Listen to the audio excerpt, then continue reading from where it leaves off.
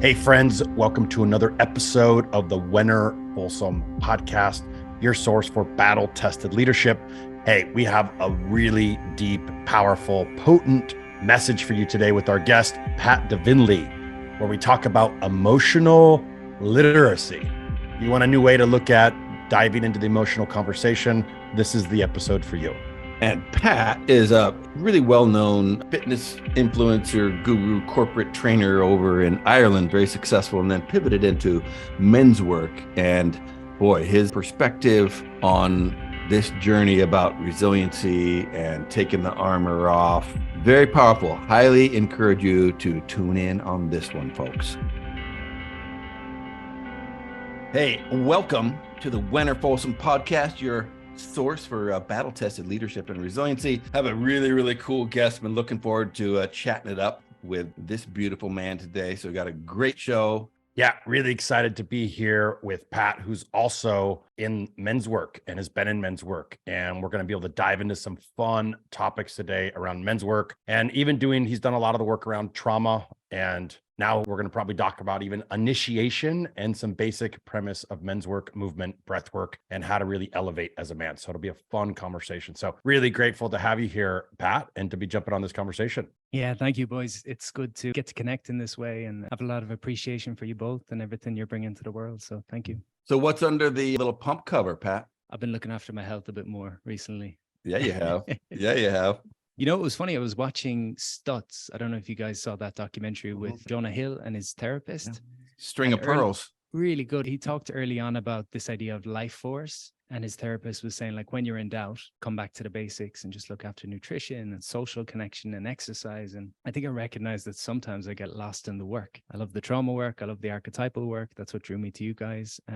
But there's also a lot to be said for just getting in and throwing some weight around and eating well. And it's definitely been an impact in terms of my confidence, my energy, and yeah, it feels good to be back on track. It seems to be the place where almost all the super successful men that I know go to that house first. It's shoring up the warrior house, right? That means it's either boundaries, power, results, fitness. Like there's something that is warrior centric in the foundation for masculinity. And I think that goes back to probably some of the core values that all cultures ascribe to as being a successful man. And Jack Donovan talks about that when he talks about what does it mean to be not just a good man, but good at being a man. And strength and power is just universal in that conversation, however you define those things. I also think a lot of it is structure. Part of the masculine is to create structure. Part of the masculine is to create foundation, right? So us being able to create a really healthy foundation from what we put in our bodies, how we fuel our bodies, how we live our day, and how we train the body, we actually are training for more capacity, to take on more capacity. And really interesting thought too, when we talk about the trauma work, which we can get to in a minute though, we're also creating containers for us to be in that feminine expression, which is a lot of the messy emotions and shit you have to offload off the body. Without a safe container to do that, I think that's where a lot of the problems are. Without creating safety in a container to express that is when it becomes detrimental in society, right? So, but a safe container, you can have the foundation to build whatever you want and to support whatever you want, including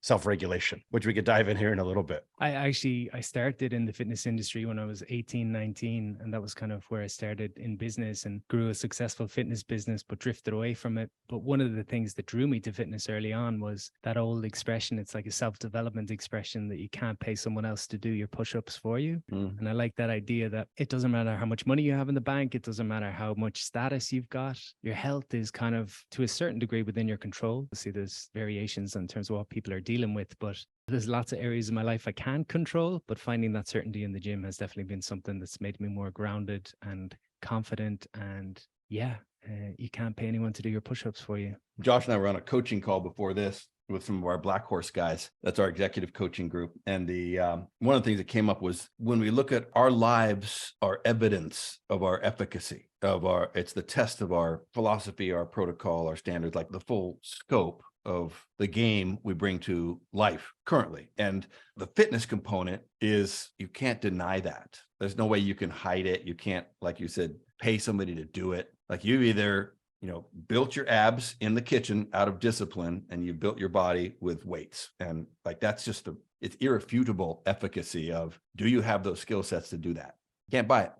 Interesting enough, too, one of the guys in our community mentioned he was researching like millionaire status and how to become it. And it's actually harder to get abs than it is to become a millionaire by just research and studies of statistics. So it shows like it's not easy. And I know personally, I mean, just different body types. I've only had it once when I was cutting for my show, and it's really hard to get and maintain unless you have certain body types and genetics. But so started in fitness, what bridged the gap to get into men's work? Because you've been in men's work now for a while. What bridged that gap for you? Especially in Ireland, where you're based in Ireland, where it's not the status quo, right? So you had to go against the grain to really push that initiative forward. Yeah, I guess it's been a unique journey in the sense that I started in fitness and failed pretty miserably with my first business, and came back to my hometown at 24 and sort of went through my dark night of the soul. And I was only 24, but at the time I had such amount of shame around the fact that I had failed and had to come back living with my parents. And I really fell into a depression, but I started again back in Galway. So I live in the west coast of Ireland, and I started teaching fitness classes on my local beach. So it's not the romantic notion of California where it's sunny, it's pissing rain every day. But I built a community and I built a culture that just changed everything for me and for my community. Within kind of 3 months of starting these classes, I had 100 people, and within a year I had 500 people coming to the beach, and over 4 years we went to 20,000 clients online. So that was the fitness component, and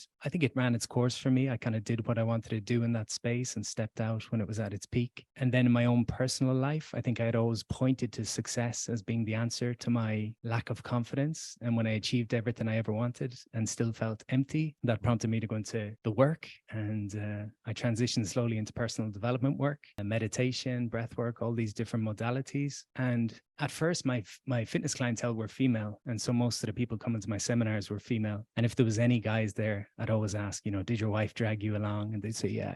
But over the years, the demographic just shifted, and 50-50, half the guys in the room, half women in the room. And I just saw like this needs to happen. This is something that's, people are crying out for. Suicide rates are epidemic here. I've lost friends to suicide like most of us. I tend to build what I need. So I have always needed community. And so I build communities. And I also have learned over time that my wound, I think Elliot Holt says, my wound is my womb. And my wound was always not trusting men, not feeling like I fit in. And so I'm doing the work of giving myself what I need now, what I've always needed, and doing my best to lead the way, I suppose, in Ireland, or be one of the leaders at least. And again, I look to you guys for inspiration. And I also value doing it my own way. I have lots of interests like jiu-jitsu and hiking and climbing mountains. And I try to bring all those elements to it and just make it accessible to guys like my dad that would never otherwise come to this kind of work. I feel like my hero's journey was going for 10 years and sitting in rooms where I was the only guy in the room. Josh, you probably had it with Gabor Mate's training. The guys in there were few and far between. And then I'm coming back with the gold of here's the tools I've picked up. So yeah, that's kind of my angle. Profound. And yeah, Gabor's, that training is one of the best I've found. It's like clinical level, but it's his like basic introduction course, but it's really, really well done. So yeah, that's powerful. I'm glad you also did that. I remember that they said early on, this is going to be a triggering year. And I thought, I've done plant medicine. I've been through the triggers. 2 months in, I was like, oh, make it stop.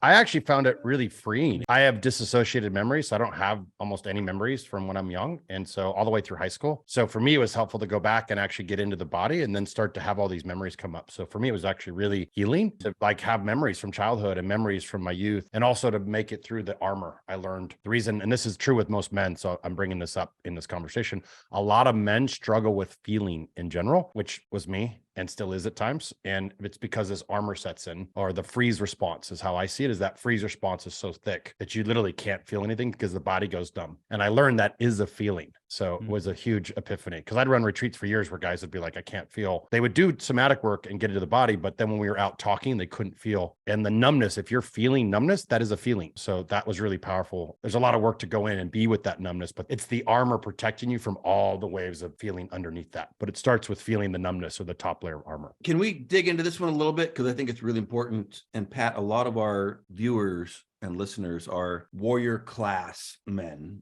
and some women, which means first responders, police, fire, veterans, communities. So, and Josh, you're talking about the armor. Men armor up. It's important to realize why we armor up. And we armor up so that we can follow protocol to conduct missions that most people cannot do. That's why you put on the armor, because you're doing things that are inherently traumatic. So I think there's a tendency in our men's work is to dismiss the armor as wrong. It's a dismissal of masculinity. And the core premise of masculinity is that we do hard shit. Men are built to do what our bodies are built to do. The fact that we have the capacity to turn off emotions in order to do traumatic missions, we're built for that as well. I think that it's important to at least acknowledge the function of that and then realize we need to really explore the reintegration process, right? Because there's a lot of men who feel really rejected about that we're bad or that we're wrong because we're wearing this armor. And I think part of that was like, there used to be a sense of pride that you were capable of wearing the armor. And now that's dismissed. So I think the important part for at least people of my psychological and historical background is how do I honor the importance of what I'm capable of doing and have done, but then find a way to reintegrate so that I can live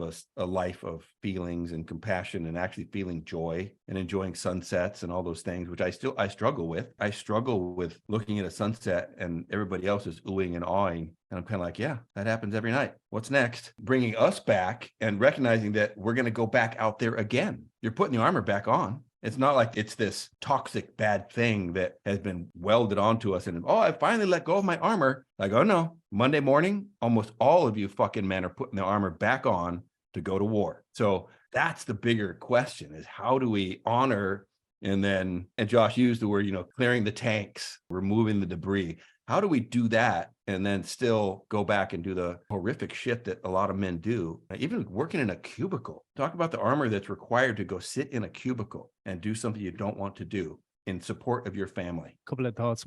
One piece I often think about is the idea that we all mature biologically, but we get stuck psychologically in difficult moments. And so for a lot of us men, we were taught that anger was safe to show because if I showed my anger, you'd stay away from me. But for me, at least in Ireland, if I showed my joy, if I showed flamboyance, or if I showed creativity or sadness or any other emotion, that was not safe to show. Of course, psychologically, we come up with strategies to keep ourselves safe. The safety officer comes in, says, right, I'm going to be the tough guy now. Okay, I'm going to be the people pleaser. I'm going to keep people at arm's length. But I think also there's an armoring within the body. So psychologically, I come up with strategies to stay safe. Biologically or physiologically, I come up with armoring and I tense down and I kind of hold that in my body. The idea that my tissue stores my issues. I think the very practical piece in terms of how do we start to do this, the first is recognizing that we get better at the things that we practice in life. So if I'm very practiced at armoring, I'm probably very good at being armored. And I think we have to be compassionate with ourselves and find a space for practice and be patient with the practice. So the practice could be 10 minutes of Wim Hof breathing, and that helps you to become more aware of the sensations in your body. It could be jiu-jitsu mats. It could be, anything that you can find that brings you more into the body, I think is a useful tool. I think one of the pitfalls for a lot of people is they hear about meditation and the benefits and they think I need to meditate. But I was always prompt people to ask, like, what is meditation? What are you hoping it's going to give you? And are there other ways of getting that same result? Because different strokes for different folks. But I think it's a practice. I think it's being slow and measured. I also like the idea of pendulation. So if we shake up a bottle of Coke and we try to open it up real quick, it's going to go everywhere. And so you open it a little bit and then you close it back down. And then you open a little more. You kind of take the fizz out of it. And similar with our trauma work. It's important that we're resourced. It's important we have people to turn to. We have our men's group. We have our health practices. We've got the gym or whatever it is that keeps us grounded. And these wounds didn't happen overnight. And so we don't need to heal them overnight, but we need to consciously choose. I need to consciously choose to make space for my feeling. We see it in the wild with animals, right? They have a stress response. And once they get to safety, they'll scan the environment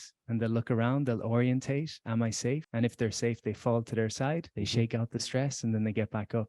So similar for ourselves, if we're always in hypervigilance, if we're always meeting high demand and always having high expectations on ourselves, it's difficult to let go. And so maybe it's a case of, can I take one day in the month where I go to the mountains and I shout and I scream and I cry and I whatever else, and then come back to my life? Slow and steady, I think, is one of the answers. I love what you brought up, Philip, and I loved your follow-up, Pat. I think it is really important to note. One of the things we talked about in K4 is like, how can you be adaptable? And so it's not right or wrong. It's not black or white. It's actually like, what do I need for what situation? And so I'd say some men actually need to put some armor on to actually go make their life happen. And they are struggling, not getting armored up to go out into the world to face hard challenges or to deal with discomfort or to deal with failure or to deal with some of the things that it takes as a man in the world. You're going to fail. You're going to get knocked down. You're going to get beat up. And it takes some armor to move through that. So it's like, which situation do you need it? I think in general, for me, I guess just speaking more directly, I thought that armor was the one way I managed life. And I thought I was resilient if I didn't feel any emotion through anything. And so I think the broader conversation is if you use that, if you can't feel your body, you lose access to your compass. And so if I can't feel my heart because I've got so much armor on that I've suppressed so much feeling to be on mission, then what's great is, yeah, I can go through any challenge and get back up and keep charging, but I lose access to my heart, which means I've lost my compass. So I would loop the same fucking pattern over and over. I'd attract the same patterns because I couldn't feel, is it safe or not safe? I couldn't tell, is this a good person or bad person? I couldn't discern because I lost access to the heart. So I think the combination of the two is that's all valuable, but you need to have a sacred container or a safe space to offload and start to practice getting into that. And it's a practice, but what I'm finding is allowing myself to go through from head to heart, to go through that mess, to get into some of that chaotic offloading, which we talk about with the Spartans and the samurai and every other ancient warrior culture had practices. Creating a safe place to do that, you get back into your heart again. And when you're back in your heart, you can feel like, here's what I need. And that's what we typically, one metaphor I like to use is we typically bring the war back to our families. So if we don't make time to offload, then that armor we got on in the battle, we actually bring that into our households and we're creating havoc in the household. Unless we can say, hey, let me stop, offload, let me come home now and open my heart, right? Or can I do that with myself? If I'm not getting results in my relationship or my health or my business, I'm going to have to go through that uncomfortability to face what's not working. And I'm going to have to go into the wound and be with some of those messy emotions if I actually want to course correct. Otherwise, I'm going to keep looping the same thing like I did for a couple of decades. So I could just tell you it doesn't work from my perspective, just having armor as the tool set. But I liked your reframe on it is it's hard to do and it is part of masculinity, but it's one piece. It feels like we're stretching. What does it mean to be a man now? And what do we get to have if we want it? And how do we create it? I want to add one piece on this. The thing that really provided me the perspective or the judo through the sweep, Pat, to get traction on why I deserved to go through the healing journey, which I'm still in, was that I'm abdicating my duties as a man if I don't. And that sense of honor is louder than anything else for me. I will always do more for others than I will do for myself. And I know that if I don't address some of these issues, then I pass that ancestral curse on to my children. And that's untenable for me. And in addition to that, if I'm not able to understand and partner with other people and forgive other people and be compassionate and patient, then ultimately I will be unsuccessful as well. So I have just failed at my primary mission, which is achieving results that serve something larger than myself. And I even fail at fucking that if I don't take care of myself. So I had to actually kind of come full circle to realize that all of this stuff is actually practically and tactically undeniable. I have to do it if I'm going to be successful. And that was eventually where I had to go to give myself permission to do that because it felt selfish to me. Hey, we thank you for listening to the Wenner Folsom podcast. Just a couple quick notes. First, if you are a man and you're looking for an honorable and inspiring group of men to hold you accountable and challenge you to grow in your relationships, your fitness, your career, your finances, and your life, go to www.k4men.com. And if you are a veteran, first responder, or man or woman who deals with trauma, and you are looking for some resiliency tools and skills for you, your team, your organization, go to valorresiliency.com. Hope to see you there. Back to the podcast. I was in an ayahuasca retreat a couple of years ago, and all of my stuff came up, all of my memories of loneliness and not fitting in and the fear that I lived with. And ultimately what it brought me to was the competitive nature that I was living in and how I needed to get ahead, that life was a competition, that I needed to win. And that meant I couldn't trust other people because they were my competitors. And so I cried for hours. And the following year I was back there and I went into a similar loop and I was crying, and the shaman came to me and she just looked at me and I thought she was going to comfort me. And she said, when are you going to stop being a victim? And it stopped me in my tracks. But she said to me, the victim in you keeps the victim in your audience alive. So she said, if you stand on a stage and you're playing the victim, and it was powerful. She said, who benefits in your life when you play the victim? And I had to think about it. Oh. I said, to people around me that don't want to step up. She says, so are you helping them, or are you just feeding the victim in them? She said, what if you showed up as a healthy, sovereign being? What would happen? What would happen in the people in front of you? They'd show up in their healthy sovereignty. And did you cry again, Pat? I cried for another 3 hours, and then I had no, I had a dance, and I went to the fire, and it was, that's so good, Pat. What a gift. But the bigger piece actually in that was, from a practical sense, coming back to your piece, Phil, was I recognized that if I'm going to cry from my wounds, I could sit down and never get back up. And so I'm not going to do that because I've got a life to live. But equally, I'm not going to ignore the times where I do need to cry. So I think, again, it comes back to containment. And maybe that's my masculine essence. Can take 15 minutes in the day for breath work, or I can take 15 minutes for expressive writing, or I guess it's just coming back to the archetypes, a chance to practice being in my lover, because that's my big mantra, is I get better at what I practice. And so for the man who's a warrior all his life, you haven't had a practice of being in your lover. So allow yourself to practice. Ed Sheeran had a quote once where they asked him, how do you write pop songs, or how do you write successful songs? And he said, it's like turning on a dirty old tap that hasn't been used. You turn it on and it spits a lot of dirty water. But he said, if you keep it going, you keep writing, eventually the good stuff comes. I think it's similar with anything we practice. And our ego hates being in that messy middle where you become aware how little you know. But if you stick with it, I think you can develop all your archetypes. You can develop all your any strength.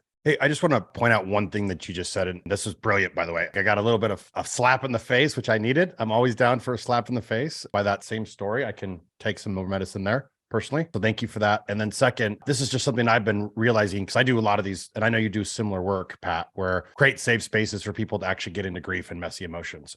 But doing it as my own practice has still been hard. I still struggle with that. I do it, but I struggle with some of my own beliefs around it. And one of my good buddies, John Wineland, had said, hey, the masculine needs to create a safe space to be in feminine expression. And I realized, hey, we all have masculine, feminine aspects of us. And that was really helpful for me. And I'm seeing this also landing now of like, oh, the masculine part of me creates a really safe container that I feel safe to go into.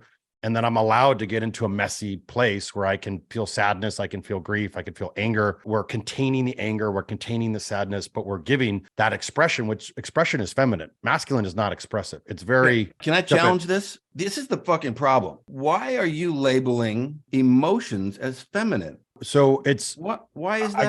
I guess I've never understood this. Like, of course men don't want to fucking do that. You're saying it's feminine. I don't understand why we're saying that emotions or messiness is feminine. Good point. What would you characterize it in a framework so we can relate? It's emotional and messy. Like, I don't think lover house, you're saying lover house is feminine. I disagree. I don't want to have my lover house as being construed as my feminine house. Why? Wouldn't Jung have talked about individuation being about like the masculine integrating the feminine aspects, the feminine integrating the masculine? And I would just see it as terminology, but... I agree that there's a terminology, but it's a tricky thing when you're saying that there are certain aspects of humanity. And I do agree that the moon, it would be feminine. The ocean is feminine. Mountains are masculine. Yeah, I totally get the semantics of that. But when you're getting into practical pieces, which are saying emotions are feminine, and you're wondering why men are having a hard time doing that, that is a relevant topic, I believe. I think it's exactly what you're saying when you're saying ocean is movement. Movement is more of a, whatever you would call that, feminine, because they do talk about there's certain earth and water. They're different elements. One is very structurally sound. One creates movement. It's the yin and the yang. So however you describe the contrast of masculine container for something to be uncontained. So whatever the language would be, for you to feel, it's the same thing with nourishing, I'm finding. And again, I guess the language, I demonized a part of myself that took care of myself, nourished myself, felt any type of emotion. So to me, it helps sense to go, oh, these are all things that characterize around feminine energy that I demonized myself or I destroyed in myself. So I could never access those. So, but maybe there's a different word to say, how would you summarize, all of those? I mean, I think it's the vulnerable part of men. It's men reclaiming their vulnerability or their emotional capacity. But the moment we say that that's feminine, it's always been off-putting for me. The men's movement, which we're all part of here, is that getting in touch with your feminine. Like, no, I don't have a feminine. I'm a man and I have emotional aspects of myself and vulnerable aspects. And I also need to be taken care of and I need to be flamboyant. Those are all inherently masculine. But to dismiss them as feminine, and maybe even dismiss is not the right word, to label them as feminine. The men's movement, the fact that there's such a labeling of that term, it's always been kind of off-putting for me. And I think it's off-putting for a lot of men to go into any sort of workshop where you're being encouraged to become feminine. no, I want to be a more compassionate version of a man. I don't want to become a woman or feminine. I love this. I think it's a great subject. And I think Yeah. you're onto something. I think we were talking about frameworks that people are bringing forth to study, but I think it makes sense. That's probably why most of the men, to Pat, our conversation earlier, guys in masculine feminine workshops are typically not the traditional warrior type men, right? They're typically the woke side, or they're typically guys in their spirituality, or it's a different type of man that you get in a lot of those workshops that are learning what they would say is emotional intelligence, masculine, feminine polarity. A lot of these concepts or frameworks, Philip, maybe that same topic of, oh, it's all framed wrong, right? Or framed in a way that's not landing or being received by a whole wave of men's work or men.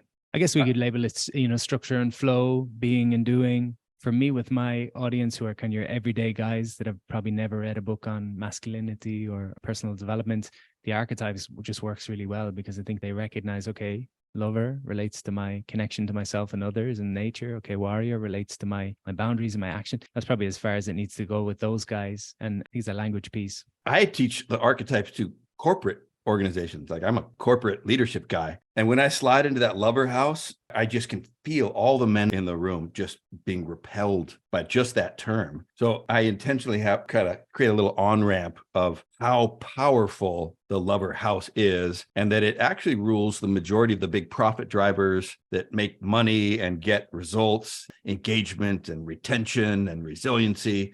Like, those are all power words that live in that lover house. And I'm very careful not to make it feminine, to label the lover house as being feminine. It is a really important topic with everybody who's outside of the men's movement, that it's fairly comfortable with those polarity terms. I think it's a good dialogue, and it actually boils up is there's a resistance in masculinity to being. And I think a lot of it comes from we're typically told our value and our worth is from doing, which from us in the archetypes would be warrior, king, and magician are doing, lovers being. So I think it's the same conversation, but it's a really valid conversation. Is I think all of us, including myself, right? Like I have to continually work on leaning into that house. So it is interesting. Is it cultural conditioning? Is it labeling? Is it like, where is that resistance? Is it inherently resistant to men and masculinity? So women do not want to be masculine. I mean, that's a terrible word in the women's movement, is to become a masculine woman. And again, the connotations of that are that they're powerful, they're willful, they're ambitious, like the assertive. As soon as they are those things, now all of a sudden they're masculine. And I think that's incorrect. It's terrible. I have a daughter, Pat. So I mean, I want her to be assertive and ambitious, and even, dare I say, dominant. Like, I want her to be those things without having to be masculine. How do you feel about anima and animus, going back to Jung? So if Carl Jung said that we have this split, we've got our shadow, we've got who we think we are, we've got our inner anima, inner animus. Genus and Juno. Same idea? Yeah. Same thing. I like being and doing. I think that is an easier label of like, that can summarize the archetypes.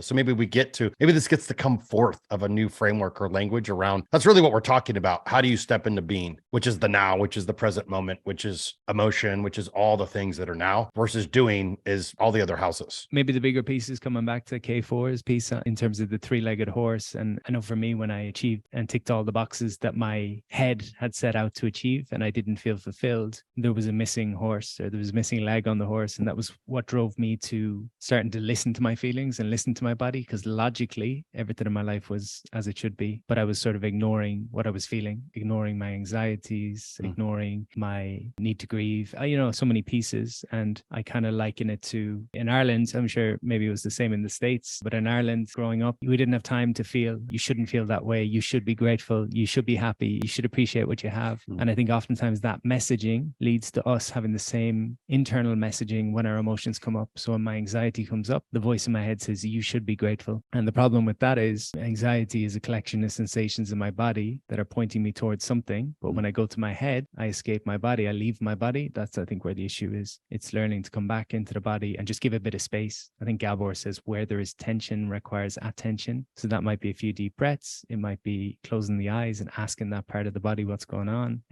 I think that's the bigger piece. I stayed with a girl in New York a couple of years ago who was a yogi, and I had only met her for 10 minutes at a conference. And she said, if you're in New York, come and hang out.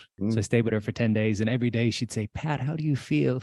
And I'd say, I feel good. And she'd say, good is not a feeling. I'd say, I feel fine. I'd say, fine is also not a feeling. How do you feel? I feel grand. And she said, what the fuck is wrong with you? And I'm feeling frustrated at your question.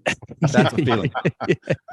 But I asked her a week in, I said, I was half joking. I said, how do you feel? And she put her hands on her heart. She said, I'm excited and I'm grateful. And I thought she was crazy. And then I came home and I said, maybe I'm crazy, that I have no concept as to how I feel unless I'm about to have a panic attack.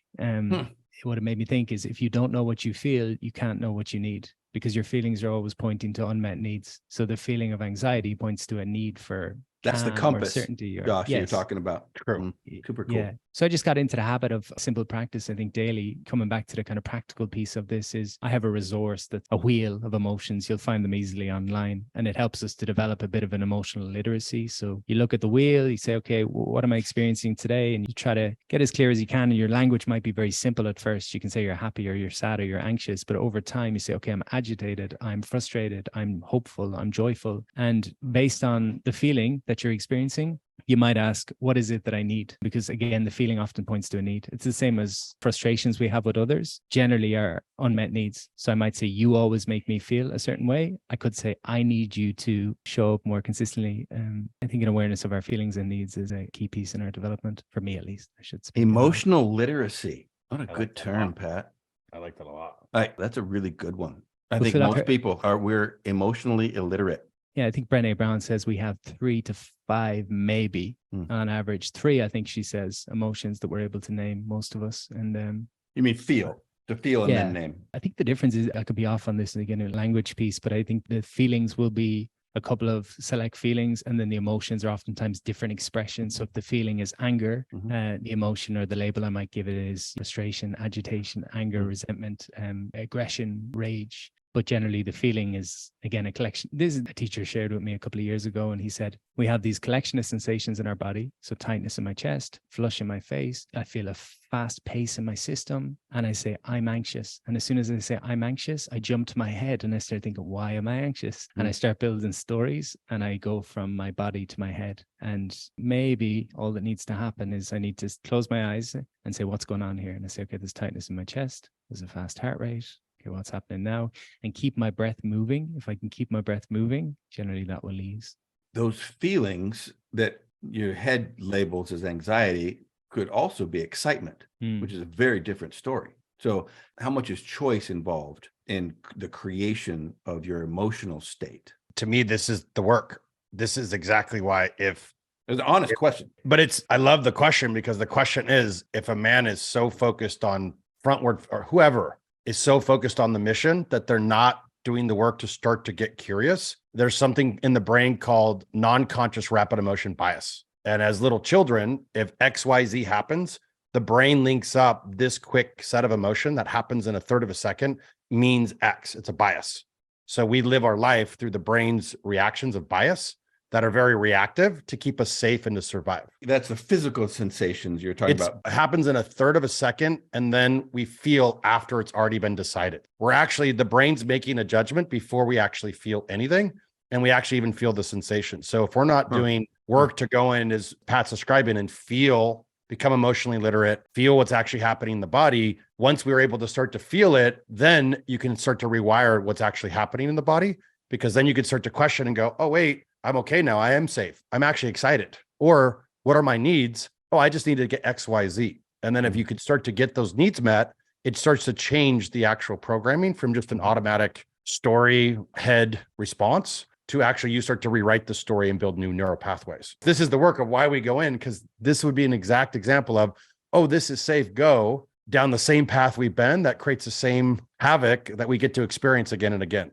Right? It's what leads us to those same, if we're not reinvestigating those. It was an interesting example you gave, Philip, because you may know the quote, but Fritz Perl, who was the founder of Gestalt therapy, had a quote that said, anxiety is excitement without the breath. And so that kind of points to maybe anxiety, if I'm experiencing anxiety and I lean away from it and I try to push it away and avoid it, there's tension and there's resistance. Mhm. Whereas if I take the breath and I lean in and I be with that emotion and give it some space and give it some, make it bigger, maybe then it's excitement. So is it the difference between leaning in versus, I talk about checking in or checking out. So checking in is, I feel anxious, what do I need? Checking out is unconsciously having that anxiety and reaching for a bottle of beer to help numb myself. So that was my experience, at least in my 20s, was difficult feeling emerges. I don't like these sensations. I'm going to numb myself in some way, porn, alcohol, whatever it might be. And it's a very simple shift, not easy, but simple shift to get into the practice of saying, wait a second,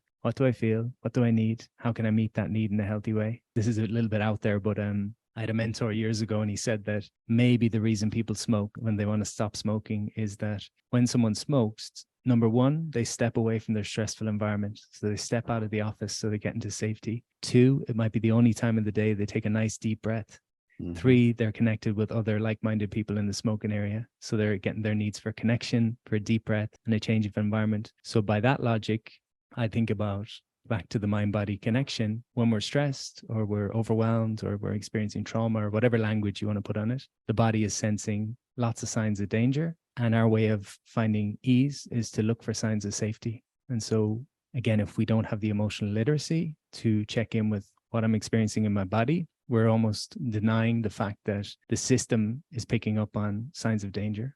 I don't know how articulate that was, but that's kind of where I love your language. It's great. And it's a good little challenge, Josh. Pat's dancing around the challenge agree. for the, yeah. I agree. Yeah, we always give a challenge to listeners. So it feels like this is the challenge that would be a good challenge. Now take this and implement it if you're listening. Oh, can I share I have a framework, if you will, and maybe I can marry this in with something I've heard Philip talk about with the warriors and the reintegration process. I've heard you talk about, Philip, when the warriors came back from war, there was, you'll explain this better than me, but there was a process of kind of saying, okay, the battle has been fought. Now it's time to come back and be human. And so there'd be a process for that.